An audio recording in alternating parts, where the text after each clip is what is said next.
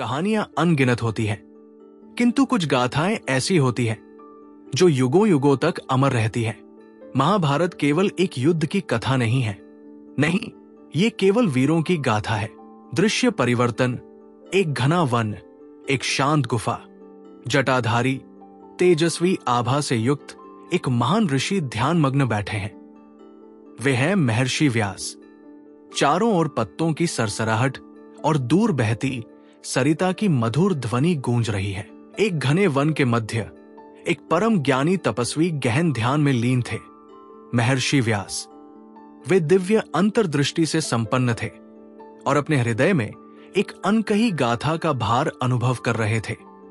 ये एक ऐसी गाथा थी जिसे संपूर्ण मानव जाति के कल्याण हेतु लिपिबद्ध किया जाना अनिवार्य था। किंतु वो इसे अकेले कैसे लिख सकते थे? महर्षि व्यास धीरे धीरे अपनी नेत्र पलकों को उठाते हैं। उनके मुखमंडल पर गहन विचारशीलता प्रकट होती है। वे धीरे धीरे गुफा से बाहर आते हैं, शांत भाव से बहती सरिता की ओर दृष्टि डालते हैं। घुटनों के बल बैठकर वे उसके शीतल जल को स्पर्श करते हैं। चारों ओर विहग पक्षी मधुर स्वर में गान कर रहे हैं। व्यास स्वगत शांत भाव से। ये गाथा अत्यंत विस्तृत एवं गूढ़ है, इतनी महान कि समस्त पृथ्वी भी इसके विस्तार को नहीं समझ सकती। यदि मैंने इसे लिपिबद्ध न किया तो ये कालचक्र में विलीन हो जाएगी। किंतु मुझे एक ऐसे लिपि की आवश्यकता होगी जो मेरी वाणी की गति के अनुरूप लिखने में सक्षम हो। महर्षि व्यास अपने भीतर दृढ़ संकल्प का संचार अनुभव करते हैं। वे अपने कर कमलों को जोड़ते हुए दिव्य शक्तियों का आह्वान करते हैं। दृश्य परिवर्तन, दिव्य लोक, स्वर्णिम प्रभा से आच्छादित एक पावन स्थान। महर्षि व्यास भगवान ब्रह्मा का आह्वान करते हैं। उनके समक्ष ब्रह्मा जी स्वर्णिम प्रभा से युक्त कमलासन पर विराजमान प्रकट होते हैं। उनके चारों मुखों पर शांत एवं गंभीर बुद्धिमत्ता का तेज प्रकाशित हो रहा है। ब्रह्मा जी कहते हैं, व्यास, हे महाज्ञानी, आपकी अभिलाषा अत्यंत पुण्यकारी है। महाभारत केवल एक कथा नहीं, अपितु समस्त युगों के ज्ञान का भंडार है। ये लोक कल्याण हेतु लिपिबद्ध अवश्य होना चाहिए। परंतु कोई साधारण व्यक्ति आपके गूढ़ विचारों की तीव्रता के साथ तालमेल नहीं बैठा सकता। एकमात्र एक देव ही इस कार्य के योग्य है। वो है गणेश, बुद्धिमान एवं अद्वितीय लिपिक, समस्त विघ्नों का नाश करने वाले। व्यास जी कहते हैं, भगवान गणेश जो समस्त विघ्नों को हरने वाले एवं परम बुद्धिमान है, उनके अतिरिक्त और कौन मेरी वाणी की गति के अनुरूप लिखने में सक्षम हो सकता है? किंतु क्या वे इस महान कार्य को स्वीकार करेंगे? भगवान ब्रह्मा दिव्य मुस्कान के साथ अंतर्धान हो जाते हैं। महर्षि व्यास गहरी श्वास लेते हैं। उन्हें ज्ञात हो जाता है कि अब उन्हें कहा जाना होगा। दृश्य परिवर्तन, कैलाश पर्वत, भगवान शिव का दिव्य धाम। महर्षि व्यास हिमाच्छादित पर्वतों पर आरोहण कर रहे हैं। चारों ओर तीव्र वायु प्रवाहित हो रही है। शिखर पर पहुंचकर वे एक भव्य दिव्य प्रांगण में प्रवेश करते हैं, जहां भगवान शंकर गहन ध्यान में स्थित है। उनके समीप देवी पार्वती विराजमान है। समीप ही भगवान गणेश अपने विशाल गजमुख और तेजस्वी मुखमंडल के साथ आनंद पूर्वक क्रीड़ा कर रहे हैं।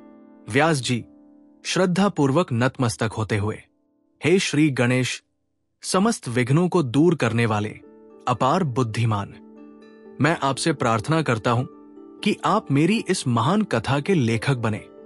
ये कार्य समस्त युगों के कल्याण हेतु अति आवश्यक है।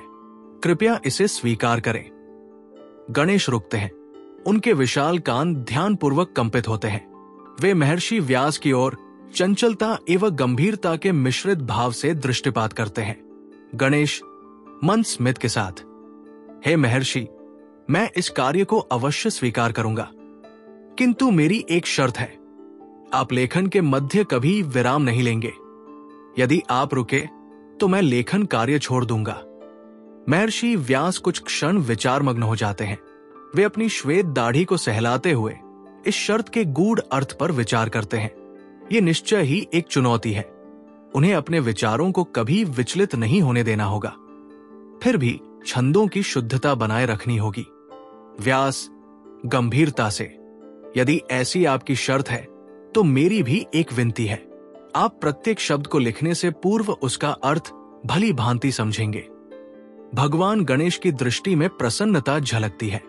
वे महर्षि व्यास की बुद्धिमत्ता को भली भांति पहचान जाते हैं।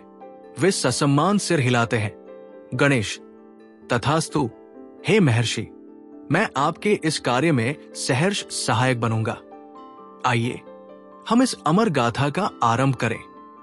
दृश्य परिवर्तन। एक भव्य गुफा जहां ज्ञान की शक्ति प्रवाहित हो रही है। महर्षि व्यास एक विशाल शिला पर ध्यानस्थ होकर बैठते हैं। भगवान गणेश अपने दिव्य दंत, टूटे हुए दांत को स्याही की भांति उपयोग करने हेतु सन्नद्ध होते हैं। महर्षि व्यास अपनी दृष्टि बंद कर गहन ध्यानस्थ होते हैं। उनके मुख से दिव्य श्लोक प्रवाहित होने लगते हैं। गुफा उनके शब्दों की शक्ति से गूंज उठती है। भगवान गणेश अद्वितीय गति से लेखन प्रारंभ करते हैं। उनके दंत की गति वज्र के समान तीव्र है। ताड़पत्रों पर संस्कृत श्लोक उकेरे जाने लगते हैं। दिव्य ऊर्जा प्रवाहित होती है। इस प्रकार इतिहास की सबसे महान कथा आकार लेने लगी। एक महान ऋषि के ज्ञान और एक देवता की अद्वितीय लेखन गति के संयोग से। परंतु इस गाथा के नायक, योद्धा एवं राजा कौन थे, वो कथा अभी शेष है। दृश्य परिवर्तन